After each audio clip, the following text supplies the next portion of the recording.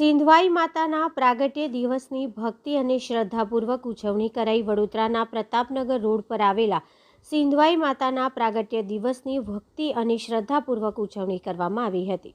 આ નિમિત્તે મંદિરના પ્રાગટ્યમાં હવન અને મહાપ્રસાદીનું પણ આયોજન કરવામાં આવ્યું હતું। અત્રે ઉલ્લેખનીય છે કે શ્રી ઘનશ્યામ ભારતી ગોસ્વામીજીનો પરિવાર વર્ષોથી મંદિરની સેવા પૂજા કરે છે। કોરોના કાળ બાદ મંદિરનો જીર્ણોદ્ધાર કરવામાં આવ્યો હતો। આ મંદિર અંદાજિત 1000 વર્ષ કરતાં વધુ જૂનું છે। વડોદરા શહેરના મોટા વર્ગમાં લોકોના આ કુળદેવી છે। દર રવિવારે લોકો અહીં માનતા પૂરી કરવા માટે આવતા હોય છે।